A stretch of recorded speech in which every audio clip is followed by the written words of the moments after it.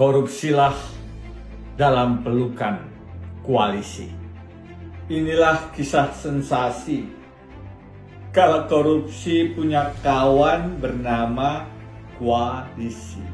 Ketika korupsi punya lawan bernama oposisi. Korupsilah, tapi dalam pelukan koalisi. Karena jika nekat di barisan oposisi, korupsi berarti bunuh diri. Inilah kisah sensasi ketika Anda diborgol karena beda posisi. Sedang yang di istana bebas ngobrol, diskusi, strategi kontestasi sambil minum kopi. Jadi masalahnya bukan korupsi. Salahnya ketika membentuk barisan sendiri. Tiba-tiba melompat ke oposisi, mencelat keluar dari strategi. Jadilah konsekuensi tangan tak bergerak dikunci. Inilah cerita kenapa dia. Karena Nasdem partainya, karena Surya Paloh ketuanya, karena antitesa Anies capresnya. Kalau capresnya Pranowo atau Prabowo, Widodo tak akan murka, tak akan ada restu dari tersangka. Korupsikah dia? Bukti yang harusnya bicara. Jaksa dan KPK harusnya bebas merdeka. Jangan mereka dalam genggam kuasa. Aliran dana tidak dibongkar semua. Karena ada suami sang madam di sana.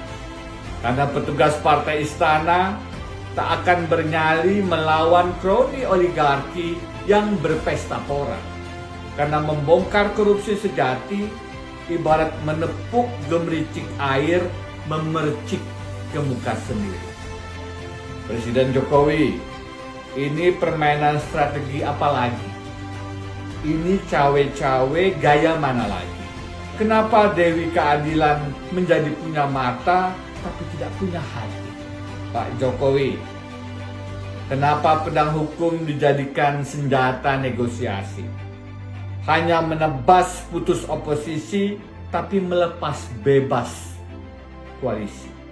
Ketika aliran uang kampanye kompetisi menjadikan oligarki mendapat bunker proteksi.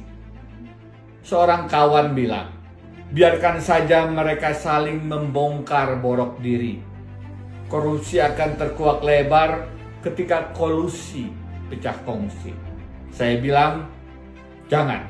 Karena hukum tidak kenal diskriminasi. Karena hukum anti kriminalisasi. Kendati atas nama pemberantasan korupsi.